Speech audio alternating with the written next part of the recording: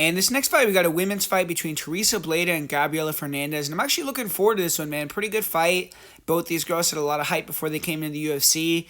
And it's going to be a fight where they both have a lot of desperation, not trying to become 0-2. With Tereza Bleda, she was one of these girls that was a European prospect. She was one of the best European fighters for her weight.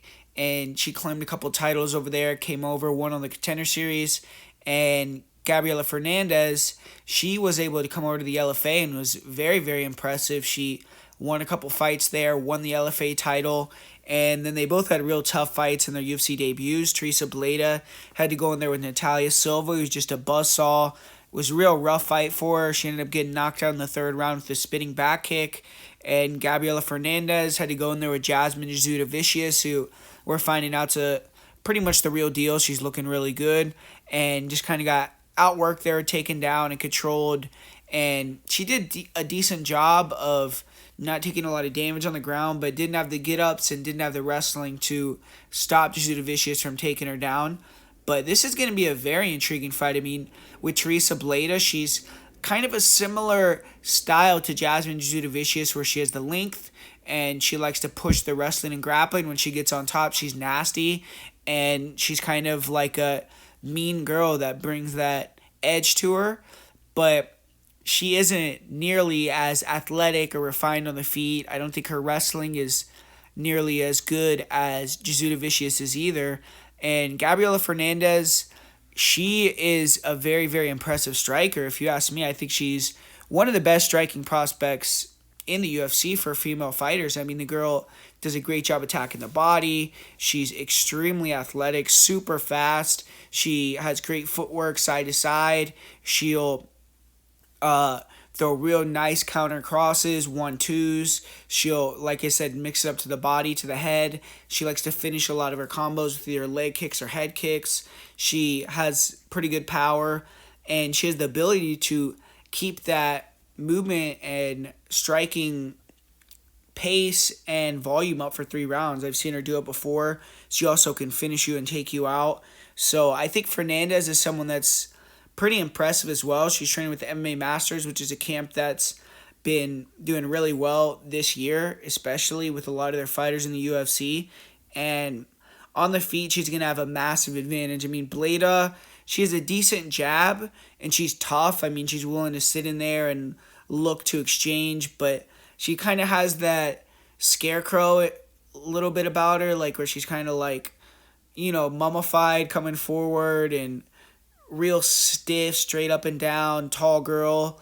And Fernandez should be able to move side to side on her and kind of just evade and tee off. I mean, I think she's going to be significantly faster, significantly better striker, and Bleda is going to have to take some punishment, get inside. And if she can get into that clinch against the cage and start to work the takedowns and get on top, then it could start to become, what the money line looks like, where Bleda is a massive favorite and she could seem like she's a big advantage, because on the ground, Bleda is a beast. I mean, the girl has good control. She does a good job working her elbows, ground and pound to open up submissions, and then she looks to finish fights. So both these girls have a killer instinct, but I think Bleda is a little bit more vicious on the ground, a little bit more vicious in the hunt of the finish at times.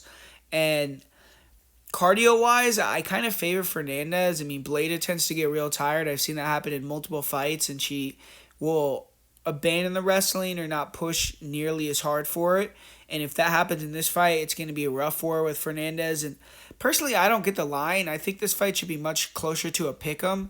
I originally, when Tereza Bleda first came to Contender Series in the UFC, I was thinking she was going to potentially evolve to become like a real deal fighter, but I still could see that. She's very young, but right now, man, I mean, like I said, she kind of has that real, jank striking. I think Fernandez is way more athletic and be able to move around her. And after that last fight with Jasmine, she had to know, okay, I got to work on my wrestling, got to work on the get-ups, and she's at a gym where she could learn that. I mean, she's training with Amanda Nunes and girls like that were at MMA Masters. So I got a good feeling that Fernandez is going to come in here and look a lot better than the odds indicate, and I'm going to pick her to get the win here. I'm actually going to pick her to win via third round KO TKO, which, if you look at the odds, I think that's a pretty good bet, man. It's crazy odds, and Fernandez by finish or Fernandez by decision. I like Gabriella Fernandez in this fight. I think she's going to show out. I think she's going to show that her movement and striking is a lot better than people give it credit for.